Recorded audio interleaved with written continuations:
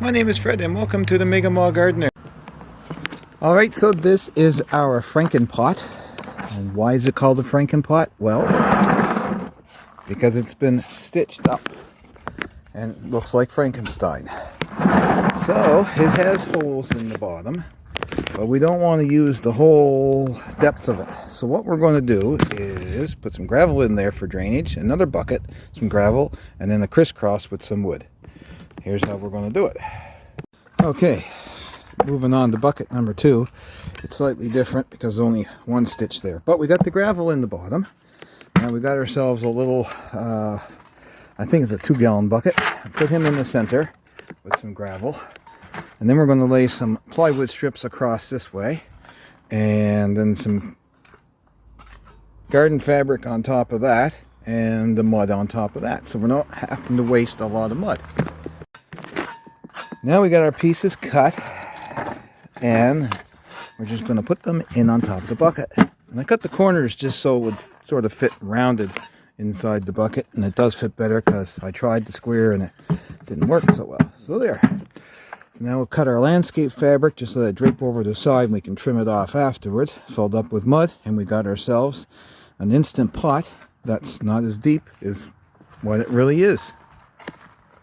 Yeah, okay, so now, before I go and put the topsoil in, this is what it looks like. Just the rocks on the top, and the mesh, or garden fabric, if you want to call it that, because that's what it's properly called.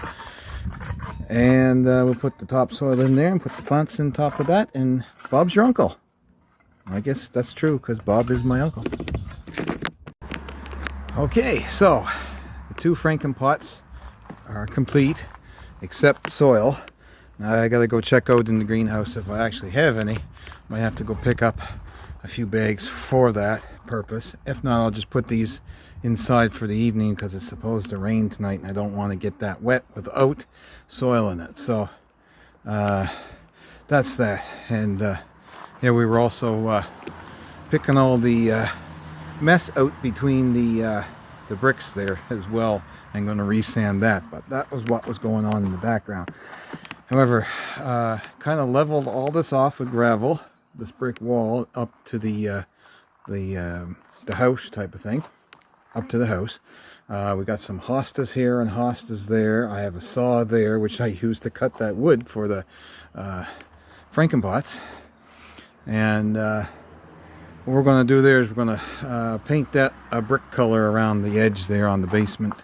Or on the foundation where that black is, because I just don't like the look of that. And we're going to take these pots here, put some soil in them, these 3, and scatter them throughout this level area here. You know, just some marigolds and some pansies and some bright colored flowers for the summer, just some annuals, just for the front. Yeah, so these were procured a few years ago, and they were broken, and I can't remember the whole story on how. And then we just took some copper wire and threaded them up. We had them down front by the front of the driveway for a couple summers, but now we're going to put them here. I think it's going to look great. I think it's going to look awesome. Kind of looks really clean, sharp, and rich looking. So gives it a nice balance here coming in. Now that far one over there was a big cedar tree up and coming over last summer. Actually, it may have been the summer before. No, it was last summer.